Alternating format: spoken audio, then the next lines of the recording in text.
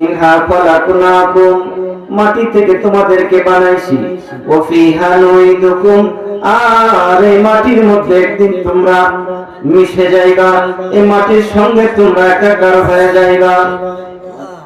আল্লাহ বলতেছেন মিনহা নুখরিজুকুম, আর এই মাটি থেকে আমি আল্লাহ একদিন তোমাদেরকে জীবিত করব।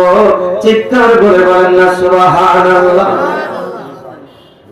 আমাদের অনেক মানুষদের মধ্যে মনে বড় কৌতূহল থাকে, আল্লাহ আবার কিভাবে আমাদেরকে জীবিত করবেন।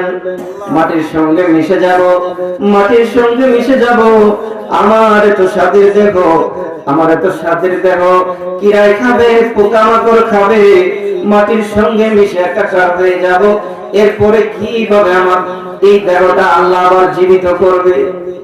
মাঝে মধ্যে এরকম প্রশ্ন মাথায় আসে না যে আল্লাহ মৃত মানুষটাকে আবার কেমনে জীবিত করবে? প্রশ্ন আসে কিনা? আল্লাহর নবী হযরত ইব্রাহিম আলাইহিস সালাম একদিন আমার আল্লাহকে এই প্রশ্ন করে বসলেন, আল্লাহ আপনি যে মৃত মানুষকে জীবিত করবেন আমি বুঝি, কিন্তু অনেক মানুষ আমাকে এইভাবে প্রশ্ন করে আমি উত্তর দিতে পারি না। দাও না এই উত্তর, আমি ইব্রাহিম নবীকে তুমি বলে দাও। আমার আল্লাহ কয়, ইব্রাহিম যাও জঙ্গলার মাঝে যাও, জঙ্গলা থেকে একটা পাখির ছানা ধরে নিয়ে আসবা। কি নিয়ে আসবে? পাখির ছানা, পাখির বাচ্চা ধরে নিয়ে আসবা, কিছুদিন লালন পালন করবা, পাখিটাকে তুমি শিকার নেওয়াইবা, পাখি ডাকলেই যেন চলে আসে এমন ভাবে নিবা।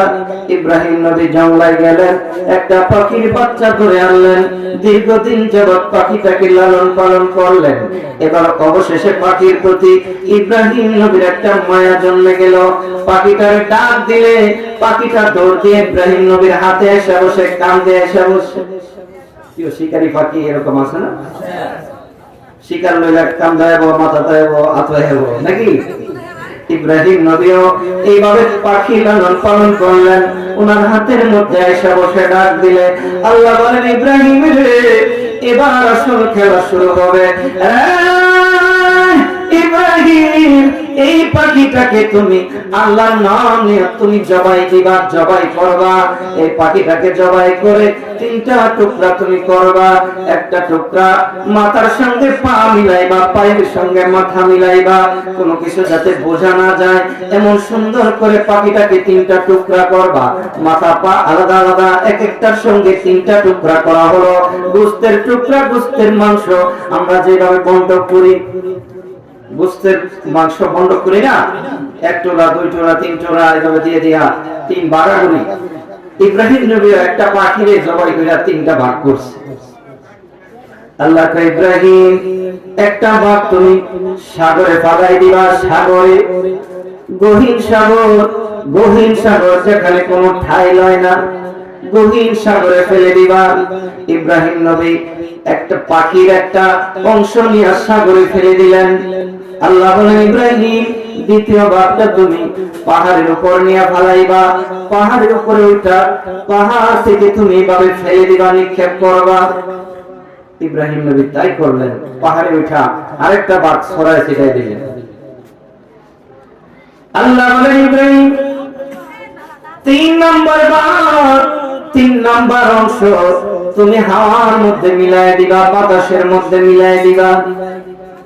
একটা অংশ ফালাইছে সাগরে, দ্বিতীয় অংশ ফালাইছে পাহাড়ে, আর তৃতীয় অংশ ফালাইছে হলো বাতাসে। আল্লাহ কয়, ইব্রাহিম নবী এই যে তুমি পাখিটারে জবাই করে তিনটা ভাগ করলা, আসমান জমিনের বিভিন্ন জায়গার মধ্যে তুমি ছড়ায় দিলা, এই মৃত পাখিটা আবার জীবিত হওয়া সম্ভব কিনা? ইব্রাহিম আল্লাহ এটা তো মনে হয় সম্ভব হইতো না, কারণ নিজের হাতে জবাই করছি, এটা টুকরা টুকরা করতে করতে করতে করতে এক টুকরা নিয়ে ফালাইছি সাগর, আরেকটা ফালাইছি নিয়ে পাহাড়, আরেকটা ফালাইছি বাতাসও ছড়াইছি দিছি বিভিন্ন জায়গায়, এটা তো কোনো অস্তিত্বই নাই। এটা আবার কোত্থেকে আইব? আল্লাহ কয়, আমি ডাক দিলে আইব। জোরে বলেন না সুবহানাল্লাহ। আচ্ছা, আপনাদের কি বিশ্বাস আল্লাহ ডাক দিলে কি আইবে কিনা? আল্লাহ তখন ডাক দিয়ে বলেন, ইব্রাহিম রে তুমি পাখিটাকে কি নামে যেন ডাকতা? ওই নাম ধরে তোমার পাখিটাকে আল্লাহর নাম নিয়ে তুমি ওই পাখিটাকে আবার ডাক দাও।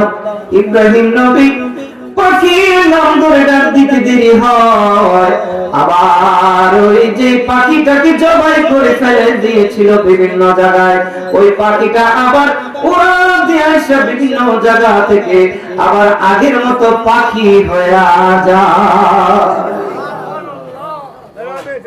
আল্লাহ চাইলে মৃত মানুষকে জীবিত করতে পারে কিনা? আল্লাহ বুঝাই দিয়েছেন ইব্রাহিম, এই পাখিটা যেমন করে আমি আল্লাহ জীবিত করেছি, মানুষের অস্তিত্ব না থাকলেও আমি আল্লাহ তার রূহটা আমার কাছে রাখি, এই রূহ দিয়ে আমি তার শরীরটাকে পুনর্গঠন করে আমি আবার তাকে আগের মতো বানিয়ে দেব। বলেন সুবহানাল্লাহ।